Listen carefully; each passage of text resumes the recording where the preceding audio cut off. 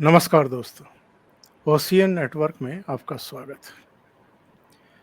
नई दिल्ली में जो G20 समिट इस समय चल रहा है और जिस तरीके से पहले ही दिन नई दिल्ली डिक्लेरेशन घोषित कर दिया गया, इससे तो ये साबित हो गया कि प्रधानमंत्री नरेंद्र मोदी केवल राजनीति के ही खिलाड़ी नहीं हैं, कूटनीति के भी बहुत बड़े खिलाड़ी हैं।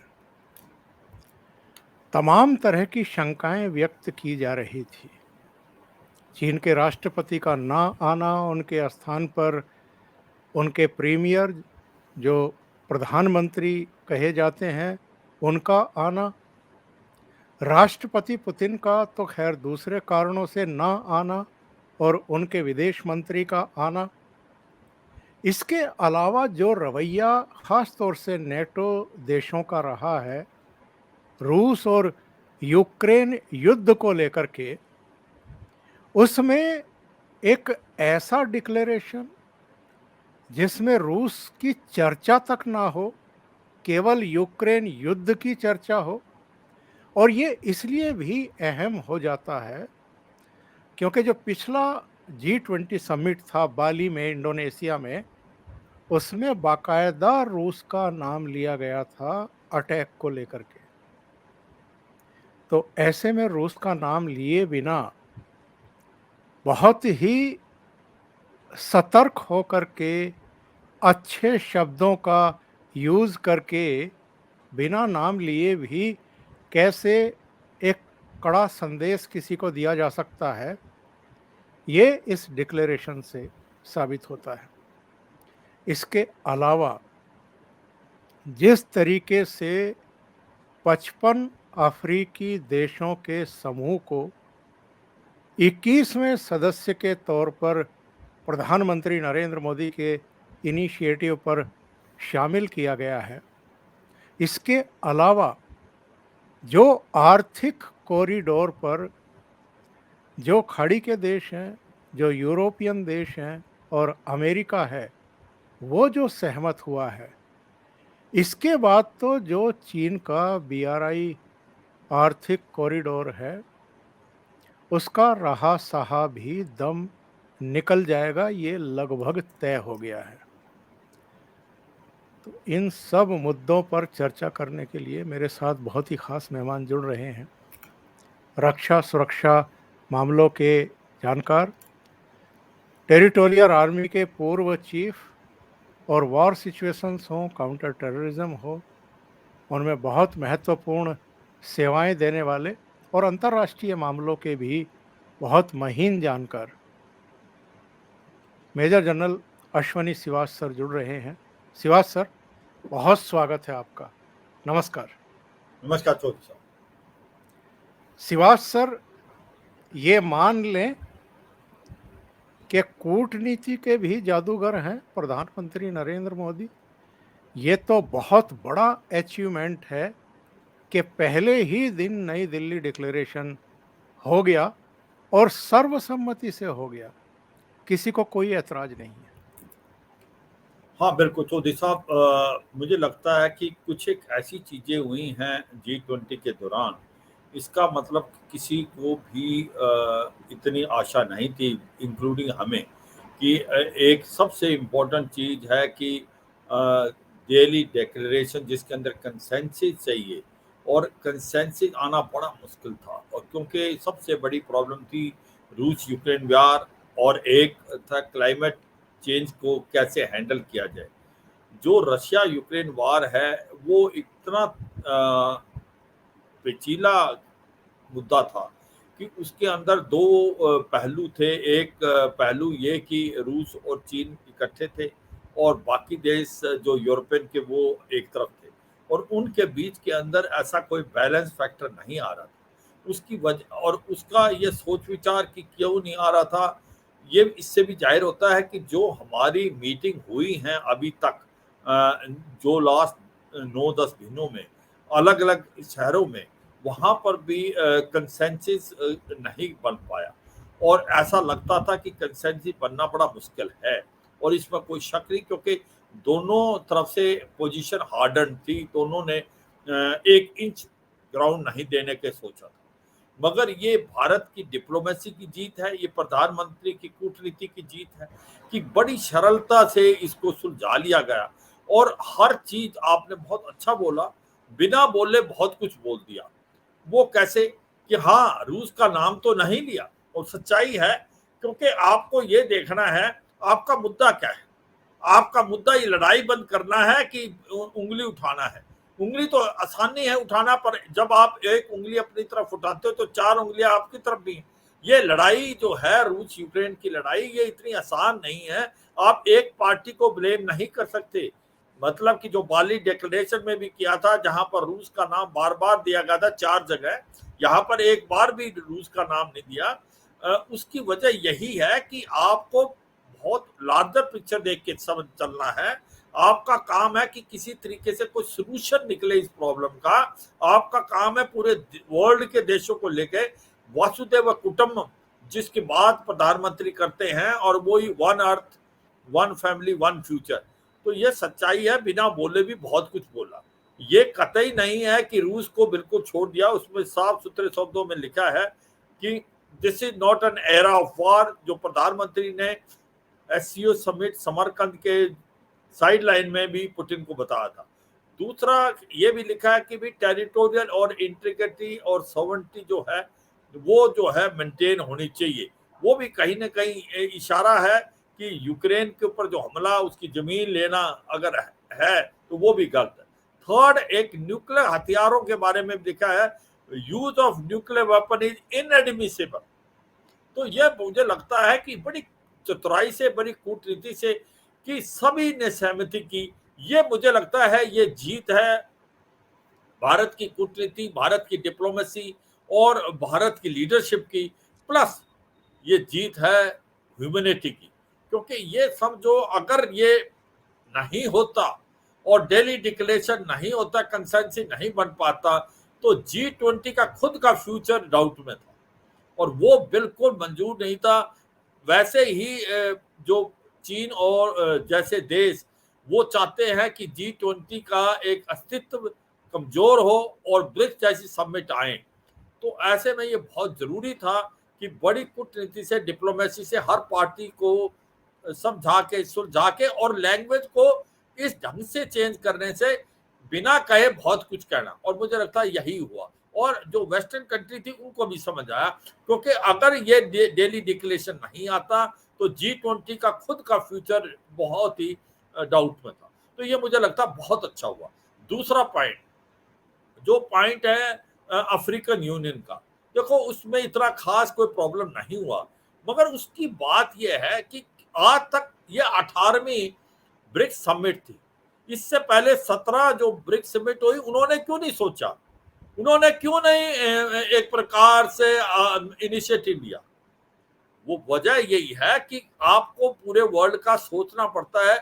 जो भारत जैसा देश, प्रधानमंत्री जैसा लीडर, जो वासुदेव कुटुंब की लैंग्वेज पर चलते हैं कि पूरा वर्ल्ड एक ग्लोब है, सब हमारी एक फैमिली है, और वो हमने करके दिखाया।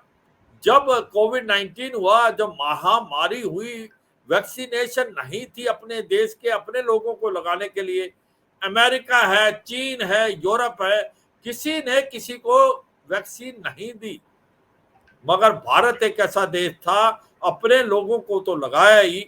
और ऐसे छोटे छोटे देश जो अफ्रीकन यूनियन के हैं, वो गरीब देश जो अफोर्ड नहीं कर सकते, उनको एक प्रकार से मुफ्त में वैक्सीनेशन दिया, और आज उनकी आवाज बन के भारत उभरा है।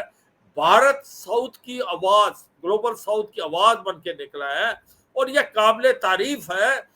जब प्रधानमंत्री ने यह अनाउंस किया कि अफ्रीकन यूनियन को हम शामिल कर लेते हैं, वो नॉर्मली एंड में होता है कि अगले जो मीटिंग से अफ्रीकन यूनियन जो है वो हिस्सा होगा G20 का, मगर ऐसे की बजाय प्रधानमंत्री ने अपनी कॉन्फ्रेंस शुरू होने से पहले ही ये अनाउंस कर दिया कि मैं समझता हूं इसके अगेंस्ट किसी को कोई मत नहीं है, सबका कंसेंसस है, अफ्रीकन यूनियन को पार्टिसिपेट किया जाए एक मेंबर के तौर पे G20 का। और सब ने हाँ बोला, और इस मीटिंग को उन्होंने एज ए मेंबर अटेंड किया।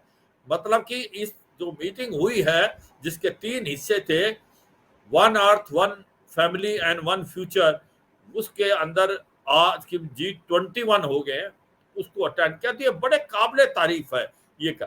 अब तो तीसरा है वो तो सबसे अचंभे डालने वाला है। किसी ने यह भी नहीं सोचा था कि इसके ऊपर कार्रवाई हो रही है। अगर आप देखें, चर्निंग इफेक्ट हो रहा था मिडिल ईस्ट में, वेस्ट एशिया में बड़ा डर था कि कहीं ना कहीं अमेरिका का ध्यान वहां से हटके इंडो पैसिफिक में चला गया है, और इसका चीन ने बड़ा फायदा उठाया है। चीन जो है यूएई और सऊदी अरेबिया के बहुत करीब आ गया है, और चीन ने एक प्रकार से सऊदी अरेबिया और इजराइल के रिलेशन तो इम्प्रूव किए। सबसे इम्पोर्टेंट, इजराइल के साथ साथ सऊदी अरेबिया और ईरान के रिलेशन भी इम्प्रूव किए। तो ये एक इम्पैक्ट होता जा रहा था चीन का, और वो अफ्रीकन कंट्रियों पे भी अपना दबदबा बना रहा था। और जो अफ्रीकन कंट्रीज हैं वो सारी कॉलोनियल कंट्रीज हैं, उनको पहले एक्सप्लॉइट किया एक प्रकार से जो यूरोपियन कंट्री ने, और अब उसको चीन एक्सप्लॉइट कर रहा है बेल्ट रोड इनिशिएटिव से।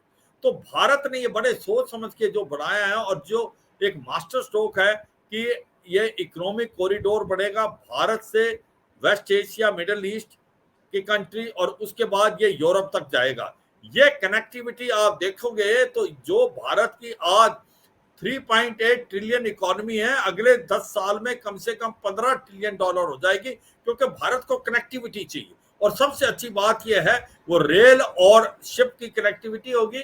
जहां रेल है वो भारत बनाएगा कॉन्ट्रैक्ट, और इसके अंदर जो 3 देश सऊदी अरेबिया, यूएई, इजराइल है, उसके बाद इटली, फ्रांस, जर्मनी और अमेरिका है, भारत है, और ये फायदा बांग्लादेश और श्रीलंका को।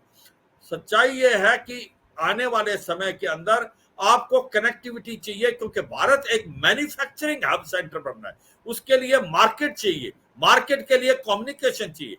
अभी सवाल आप पड़ता है कि जो सऊदी अरेबिया, यूएई जैसे देश हैं, उनको ऐसा क्या लगा हुआ है कि वो तो ऑयल रिच देश हैं, वो कनेक्टिविटी, क्योंकि वो जानते हैं कि ये ऑयल 5, 10, 15 साल से ज्यादा नहीं चलने वाला। अब ऑयल का जो अस्तित्व वो खत्म होता जा रहा है, इलेक्ट्रिकल आएगा, इसलिए वो अब इनलार्ज कर रहे हैं अपनी इन्वेंट्री, वो इंफ्रास्ट्रक्चर, टूरिज्म और मैन्युफैक्चरिंग, और इसीलिए उनको भी कनेक्टिविटी चाहिए। तो ये बहुत ही अच्छा बात हुई कि एक ऑल्टरनेटिव कनेक्टिविटी हुआ, और ये अभी दिखाया गया वर्ल्ड को। ये बेल्ट रोड इनिशिएटिव जो कनेक्टिविटी थी वो फेलियर है। अफ्रीकन कंट्रीज को एक्सप्लॉइट किया चाइना ने, और ज्यादातर ये प्रोजेक्ट बंद हैं, जैसे चाइना पाकिस्तान इकोनॉमिक कॉरिडोर। और अभी न्यूज आई थी कुछ दिन पहले, इटली जैसा देश जो बेल्ट रोड इनिशिएटिव का हिस्सा था वो उससे बाहर निकल गया। तो ये सच्चाई है, ये भी एक मास्टर स्ट्रोक था। तो ये जो तीनों चीजें हुए हैं, ये मुझे लगता है कि बहुत ही अच्छी, और इससे भारत की जो छवि है आज बहुत ऊपर पहुंच गई। जब वर्ल्ड बैंक के अजय बागा से पूछा गया था कि भाई ये जो हुआ है उसका क्या फर्क पड़ेगा, उसने, जो कि भारत मूल के हैं, भारत के ही निवासी थे, उन्होंने बड़े साफ सुथरे शब्दों में बताया कि भारत का कद इससे बहुत बढ़ गया है। और यह सच्चाई है कि जिस प्रकार से हमने G20 को हैंडल किया है और दिल्ली डिक्लेरेशन किया, प्लस जिस प्रकार से अफ्रीकन यूनियन को एक शामिल किया, और ये इकोनॉमिक कॉरिडोर की अनाउंसमेंट की, मुझे लगता है बहुत काबिल तारीफ है। और इससे भारत की जो एक प्रकार छवि है वो बहुत अच्छी बन गई है। वर्ल्ड में किसी ने यही देखा है, एक ऐसा देश जो कि सबको साथ लेके चल सकता है। और आने वाले समय में मुझे लगता है कि रूस यूक्रेन लड़ाई को अगर कोई देश इसके अंदर शांति की प्रथा को शुरू कर सकता है, तो भारत एक बहुत बड़ा महत्वपूर्ण रोल प्ले कर सकता है। चौधरी साहब। शिवाज साहब, वेन्यू जो है, वेन्यू स्थल जहाँ पर ये सब समिट चल रहा है, इसकी जो भव्यता है, इसकी जो दिव्यता है, इसमें जो तमाम तरह की सुविधाएं हैं, ये जो विश्व स्तरीय एक तरीके से भारत मंडपम बना है, ये तो सबको चौंका रहा है। पक्ष को, विपक्ष को, देश को, देशवासियों को, विदेशियों को, सबको। कि भारत में भी इस तरह का इंफ्रास्ट्रक्चर, भारत में भी इस तरह की सुविधाएं, जिस देश को यूरोपियन कंट्रीज सपेरों का और बंजारों का देश बताते थे, वो देश आज उनको चकाचौंध कर रहा है। और जिस तरीके से ये सारा प्रोग्राम उन्होंने डिजाइन किया है, अगर हम ध्यान से देखें तो जब वो राष्ट्र प्रमुखों की अगवानी कर रहे थे, रिसीव कर रहे थे, उनकी बैकग्राउंड में उड़ीसा के सूर्य मंदिर का कोणार्क जो है वो प्रदर्शित हो रहा था।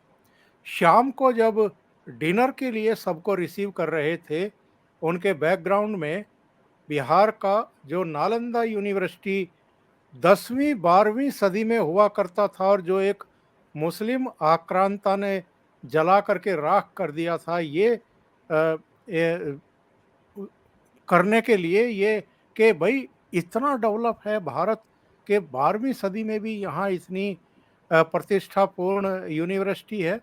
तो ये जो शो केस किया है प्रधानमंत्री नरेंद्र मोदी ने पूरी दुनिया के सामने, और जो भारत का गौरवशाली इतिहास है, क्योंकि बहुत सारे लोग तो यही कहते हैं ना कि जिस यही मानते होंगे कि 1947 से भारत की उत्पत्ति हुई है, तब आज़ाद हुआ था ये। वो बिल्कुल। ये शो कर रहे हैं कि हम 5000 पुरानी सभ्यता और संस्कृति हैं, हमारा गौरवशाली इतिहास है। ये जो स्टेप लिए हैं प्रधानमंत्री ने, और अपनी नाम पट्टिका पर भी रोमन में इंडिया के बजाय भारत लिखा है, ये एक संदेश और संकेत है पूरी दुनिया को। बिल्कुल, देखो सच्चाई ये है, अगर आप देखें कि हमारे देश के अंदर खुद ही हमें इतना विश्वास नहीं, हम वी वर लैकिंग कॉन्फिडेंस, और इसमें कोई शक नहीं। अगर हमने कॉमनवेल्थ 2010 में की तो ब्रिज बनाया तो ब्रिज टूट गया, और उस समय आर्मी का इस्तेमाल किया गया। अगर वो नहीं करते तो ब्रिज टाइम पे नहीं बनता।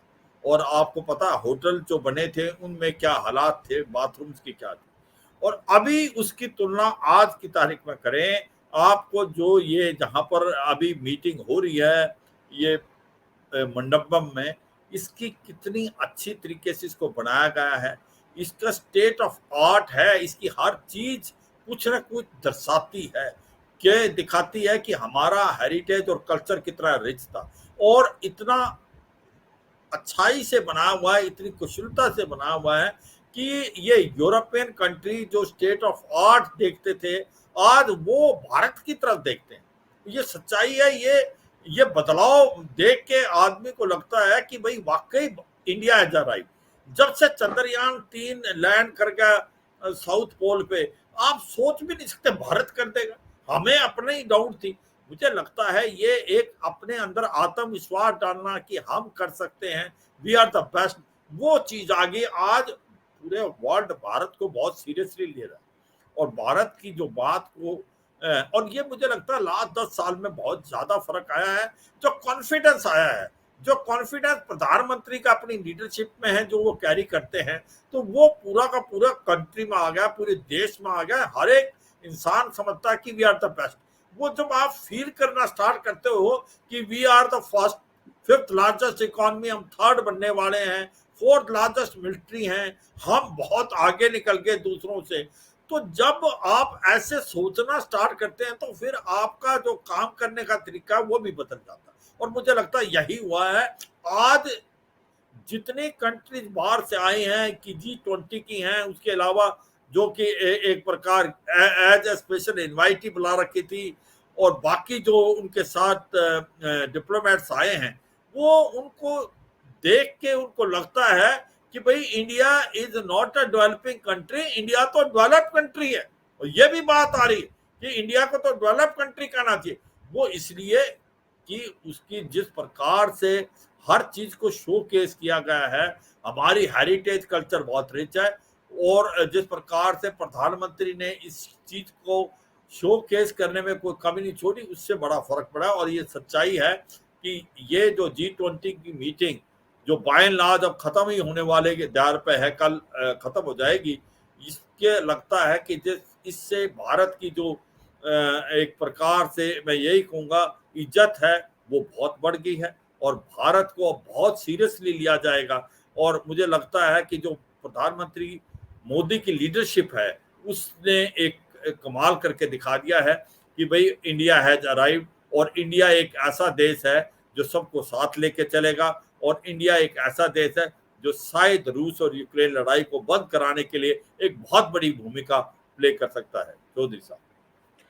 श्रीवास साहब, मुझे बहुत अच्छे तरीके से याद है जब S-400 प्रणाली रूस से भारत को मिलने वाली थी, किस तरह की चर्चाएं होती थी कि भारत पर तमाम तरह की पाबंदियां लगा दी जाएंगी अगर अमेरिका अपनी पर आ गया, पता नहीं क्या-क्या बातें होती थी।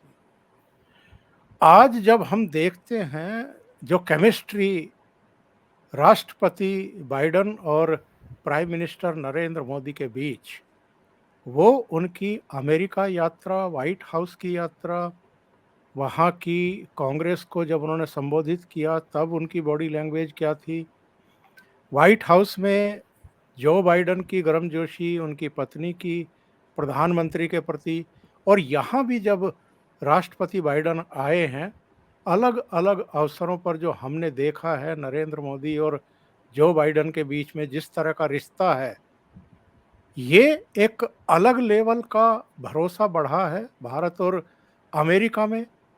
और ऐसे में अब ये बिल्कुल साफ है, किसी को कोई कन्फ्यूज़न नहीं है कि अमेरिका और भारत के जो रिश्ते हैं, वो एक अलग लेवल पर पहुंच गए हैं।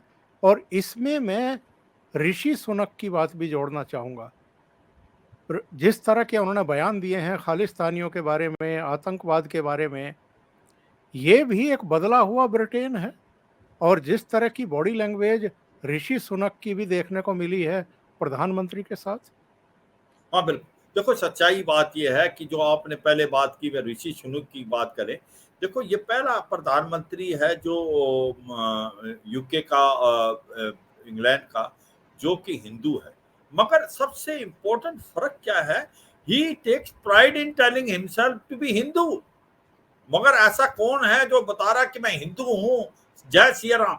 मतलब कि एक बहुत ही फख्र की बात है। और हम कतई नहीं कह रहे कि भाई आप अपने देश को अच्छा गवर्न नहीं करें या भारत की तरफ आप झुकाव करें। आप प्रधानमंत्री हैं यूके के, आपकी लॉयल्टी उधर है।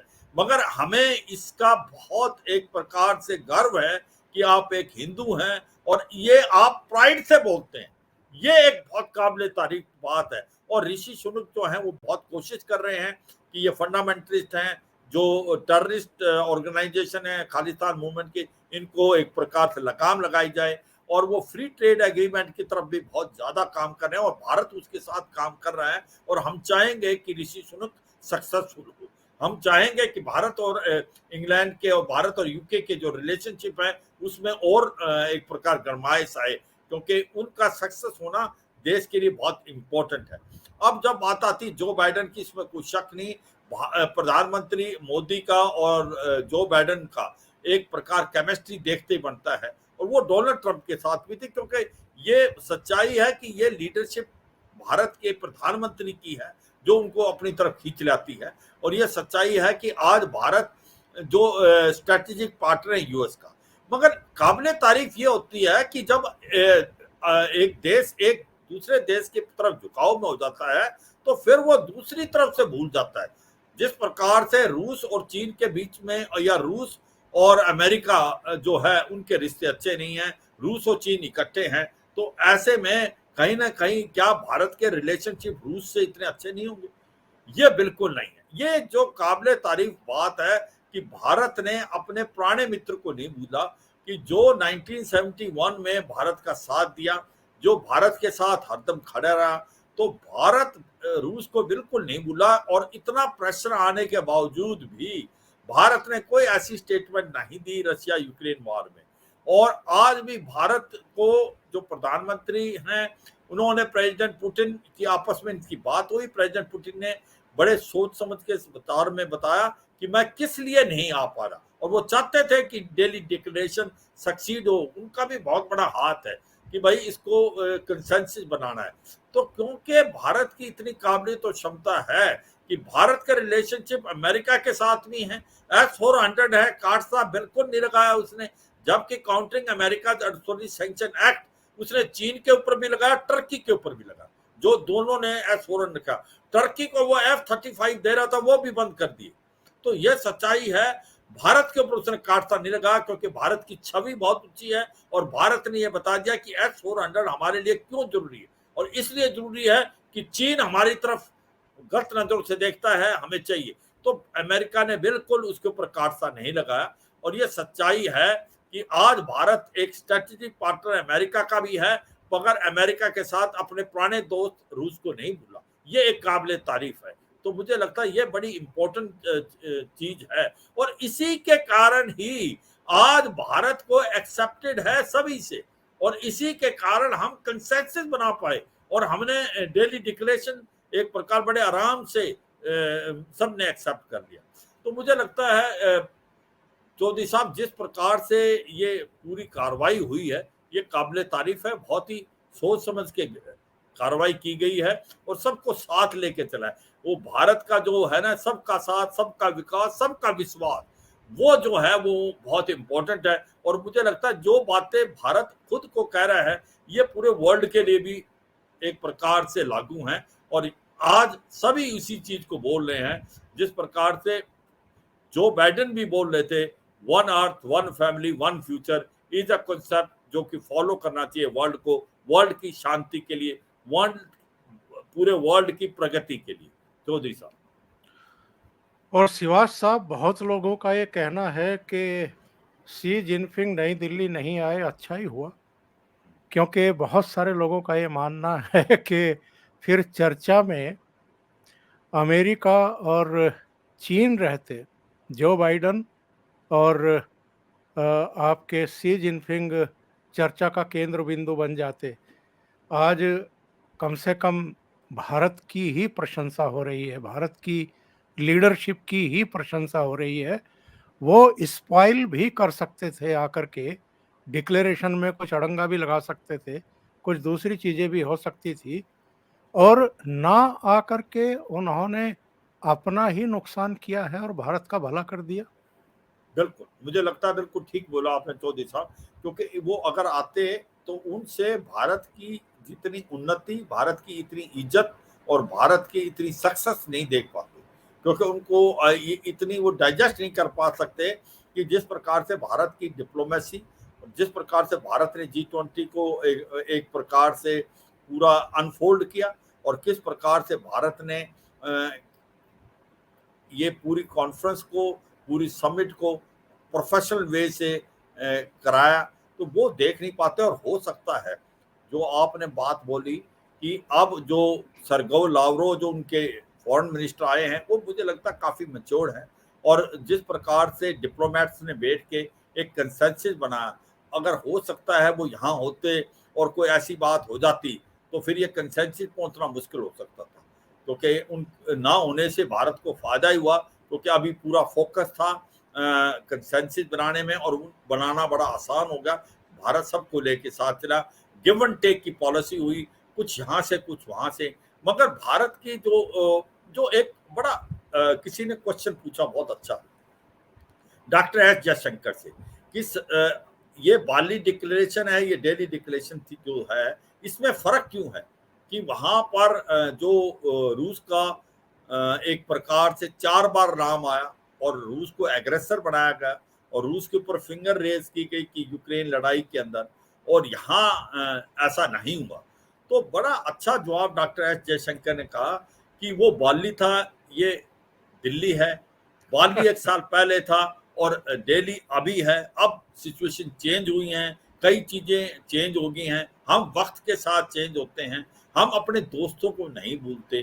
तो मुझे लगता है कि जिस प्रकार से हमने ये पूरा की पूरा कंसेंसस बनाया है, ये बहुत ही ये भारत और अमेरिका की दोस्ती को तो दर्शाता है, पर यह भारत और रूस की दोस्ती को भी दर्शाता है। जिस प्रकार से हमने बिना नाम लिखे, हमने रूस का नाम नहीं आने दिया, और हम चाहते थे ना आए, उसकी वजह यही है, भारत और रूस के जो रिलेशनशिप हैं वो बहुत ही गर्म रहे, और भारत रूस को कभी नहीं भूल सकता। जब रूस भारत के साथ खड़ा था जब कोई देश और नहीं खड़ा था 1971 और उसके बाद। तो इसलिए जो डेक्लेरेशन भारत में ने कराया तो बड़े सोच समझ के कराया। और आपके पॉइंट बिल्कुल ठीक है, अगर शी जिनपिंग होते तो अड़ंगा ही डाल सकते थे, इसमें कुछ न कुछ गड़बड़ हो सकती थी। अभी फोकस जो था पूरा इंडिया पे था, कंसेंसस पे था और दोस्ती पे था। कोई ऐसा था नहीं जहां पर भिड़ंत होने वाली बात हो, जहां पर ऐसा लगता हो कि भाई दो लीडरों के बीच में जो है एक रिलेशनशिप अच्छे नहीं है। पूरा एक ऐसा माहौल था, एक फैमिली का माहौल था। जितने भी डिप्लोमेट्स आए बहुत खुश नजर आए, इंक्लूडिंग जो चाइना के प्रीमियर थे ली चेंग, वो भी बड़े खुश नजर आए थे। सर्गो लावरोवा तो खुशी नजर आते हैं। उनको भारत एक अपना दूसरा होम लगता है, वो बहुत बार भारत आ चुके हैं। तो इसीलिए मुझे लगता है कि जो भी हुआ वो ठीक हुआ। नहीं आना उनका नुकसान है, भारत का नहीं। भारत बहुत आगे पहुंच चुका है, अब भारत पीछे मुड़ के नहीं देखने वाला। भारत मुझे लगता नहीं कि चीन से कोई ज्यादा अब ध्यान देगा। चीन की बजाय वो अपने अपने आप को मजबूत करेगा, जिससे चीन 10 बार सोचेगा अगर वो कुछ करता है। क्योंकि इसमें बड़ा एक अच्छा डिक्लेरेशन आया था न्यूक्लियर वार का। इसे कहा nuclear war is not admissible. और ये this is not an war, this is not a weapon of war, this is a weapon of deterrence. तो ये बहुत अच्छी लैंग्वेज लिखी है, डिप्लोमेट्स ने बड़ा अच्छा काम किया, कंसेंसस बनाया, सबको साथ लेके चला, बिना किसी के उंगली उठाए हुए बहुत कुछ बोल दिया। और मुझे लगता है इसी को डिप्लोमेसी कहते हैं, इसी को कूटनीति बोलते हैं, इसी को लीडरशिप बोलते हैं। और इसमें भारत बिल्कुल सक्सेसफुल हुआ। तो यही फर्क था बाली और दिल्ली में, कि बिना कहे, बिना किसी को एटेगनाइज किए हुए सब कुछ कह दिया और सभी खुश और सब ने कंसेंसस किया। इससे क्या होगा, G20 की जो एक प्रकार क्वेश्चन मार्क लग जाता वो नहीं। अब G20 पावरफुल ऑर्गेनाइजेशन होगा आने वाले समय में। मुझे लगता है इसके अंदर और भी मेंबर आने की कोशिश करेंगे, प्रोवाइडेड G20 अलाउ करेगा।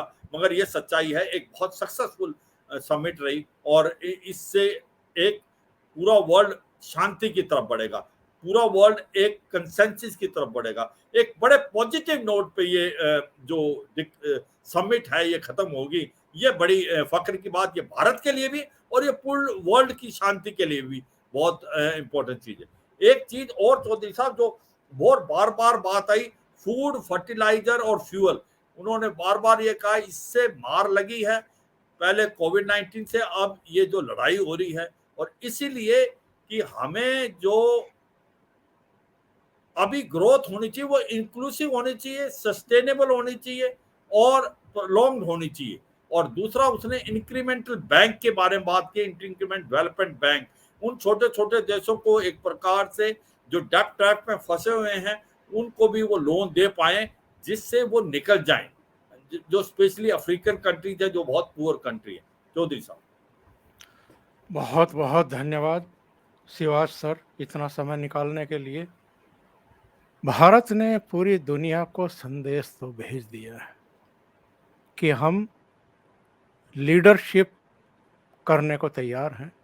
हम बड़े से बड़े आयोजन भी सफलतापूर्वक करने की स्थिति में आ गए हैं।